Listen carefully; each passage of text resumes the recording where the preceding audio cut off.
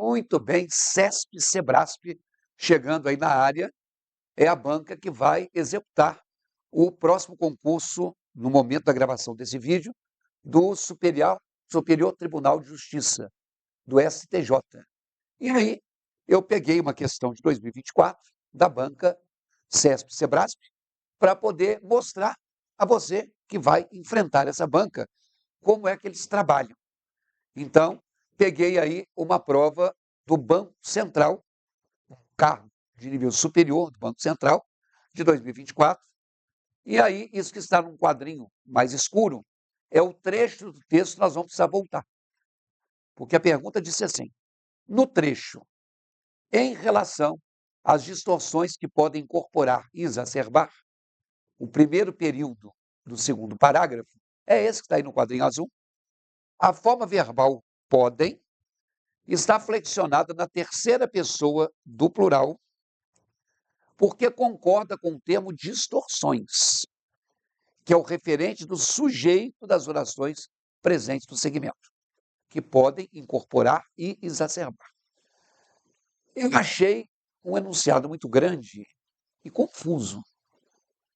E aí é aquela história de você julgar certo ou errado. E é aquele detalhe, você não tem certeza, não julgue nada. Porque se você julgou correto e for incorreto, você perde um ponto. Então, além de você não ganhar, você ainda perde. Eu costumo dizer que tem gente que, dependendo, vai sair devendo numa prova de julgamento de itens. Então, vamos de novo. A conferência, na tela, considera que as tecnologias de inteligência artificial podem ser de grande utilidade para a humanidade e podem beneficiar todos os países, mas também suscitam questões éticas fundamentais. Por exemplo, em relação às distorções que podem incorporar e exacerbar. Então, eles estão dizendo que nesse trecho, o podem, aqui, ó, podem, está flexionado na terceira pessoa do plural, porque concorda com o termo distorções. Então, distorções está aqui, ó. Né? Que é também o referente do sujeito das orações presentes no segmento, que poderiam incorporar e exacerbar. Pause aí a tela, queime o seu fosfato, faz aquela reflexão e veja se você vai conseguir acertar essa questão ou não. Vai lá. Muito bem. E aí é que eu falei, né? Se você não tem certeza, é preferível que você não arrisque. Então, quero anotar com vocês o seguinte, vamos lá na tela. Todas as vezes que se falar de sujeito, alguns de vocês têm que tirar de mente uma coisa que colocaram ao longo da nossa vida. As pessoas dizem que o sujeito é aquele termo, aquele ser que pratica uma ação. Só que você tem que saber que nem todo verbo é de ação. Existe verbo de estado. Existe verbo que tem uma ação da natureza, não é a sua. Mas, de qualquer maneira, na tela, sujeito, ele é o termo responsável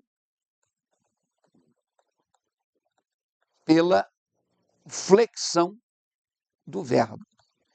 Em outras palavras, uma frase que tem um verbo no singular tem um sujeito no singular.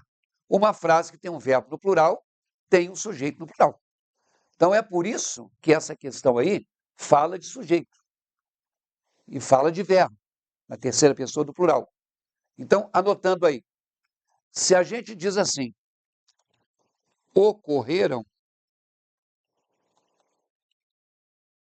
falhas no sistema, a gente tem aqui um período, né, que começa com o ocorreram, que é um verbo. É um verbo que está no plural. E se o verbo está no plural, o sujeito está no plural. Aqui, ó. Falhas ocorreram. Se fosse uma falha só, uma falha ocorreu. Como são falhas, ocorreram. O que aconteceu nessa frase, olha aí, é que primeiro apareceu o verbo para depois aparecer o sujeito. O que é uma ordem inversa. Porque na ordem direta, em tese, o sujeito é a primeira palavra que aparece na frase, ou é a primeira expressão. Mas eu não tenho que pensar nisso. Senão eu vou correr o risco de dizer assim, ocorreram o quê? Falhas. E você foi levado a vida inteira a achar que perguntar o quê é buscar um objeto direto. Não é não, não. Primeiro, você tem que achar o sujeito. Falhas ocorreram no sistema. Uma falha ocorreu no sistema. Então, se a palavra falhas determina a concordância, ela é o sujeito. Voltando à questão, eu tenho aqui primeiro o verbo considerar, no singular. É porque a conferência é que considera, né? E ela considera que as tecnologias de inteligência artificial podem ser de grande utilidade. Quem é que pode ser de grande utilidade? As tecnologias de inteligência artificial. Então, o sujeito de podem, aqui é podem no plural, que são as tecnologias que podem ser de grande utilidade.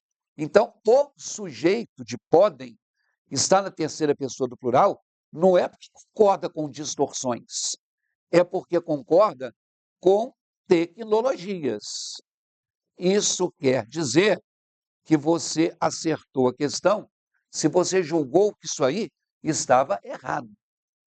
Ok? Então, vamos só anotar uma coisinha aqui para eu comentar com vocês um outro detalhe. Por exemplo, pedir ajuda às pessoas que trabalham no setor.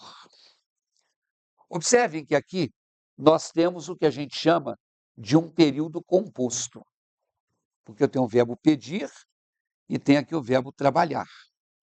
O número de verbos é que determina o número de orações. Então, se eu tenho 2 verbos, eu tenho 2 orações. Na primeira oração, olha aí, o sujeito não apareceu expresso, é o eu. Fui eu que pedi. Por que é que ele não apareceu expresso? Porque não pode ser nós pedir, não pode ser eles pedir, não pode ser vocês pedir, só pode ser eu. Então, se eu não tenho como usar outro sujeito, preciso escrever.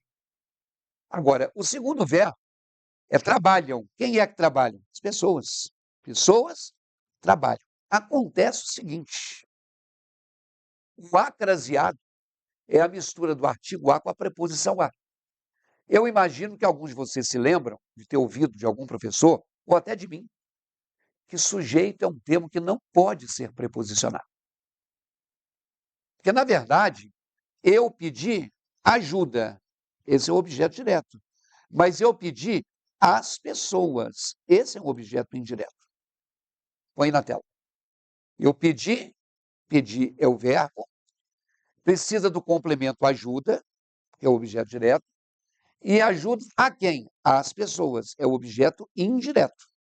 Aí você vai falar assim, então, professor, como se você falou que pessoas é o objeto indireto, mas você está falando que ele é o sujeito de trabalho. Vejam aí. O trabalham é plural, porque quem trabalha são pessoas no plural. O detalhe é que nessa construção, o pessoas é o objeto indireto de ajuda e, especificamente, o sujeito de trabalhar é o quê? Esse quê é um pronome relativo. Toda vez que o que tiver como antecedente um substantivo, que é o caso de pessoas, ele é um pronome relativo. É como se eu dissesse assim, ó, pedir ajuda às pessoas. As pessoas trabalham no setor. Então, trabalham é plural por causa da palavra pessoas, que está substituída pelo que. É o que aconteceu na questão. As tecnologias, considera que as tecnologias de informação podem ser de grande utilidade. Então, na verdade, eu tenho considera é uma oração. Aqui esse que não retoma, esse que aqui não é um pronome relativo. Ele está unindo as duas orações. Mas são as tecnologias, elas podem ajudar. Então não é distorções. Ok? Então nós temos aí uma questão sobre análise sintática, que é um assunto que você pode encontrar em qualquer prova.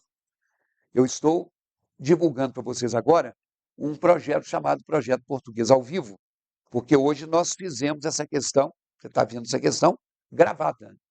Mas eu tenho intenção de colocar a qualquer momento um espaço de interação entre você e mim, é assim que fala, hein? Entre você e mim, para que a gente possa esclarecer ao vivo algumas dúvidas. De repente você não entendeu alguma coisa que eu falei aqui agora. Então, claro, você está vendo essa questão, talvez por um link que te levou até o meu canal do YouTube, que é esse aqui, ó. Procura lá, @Ricardo Herce. Lá é o meu canal do YouTube e é por lá que nós vamos fazer essas aulas ao vivo. Então você vai lá, clicar no sininho das notificações para você ser avisado a cada nova postagem e para você perceber ou receber a notificação de que, olha, a nossa aula ao vivo vai acontecer no dia tal, às tantas horas. Tá bom? E enquanto isso, ó, esse aqui é o meu site. Nesse site você vai encontrar cursos. Tem curso de análise sintática? Tem curso para você saber o que é sujeito, objeto direto, complemento nominal, vocativo. Tem curso de exercício, tem curso teórico. Então você pode acessar que você vai encontrar alguma coisa para te ajudar. Então anote aí os endereços e vá me seguindo para que em breve a gente se encontre ao vivo. Um grande abraço e até a próxima.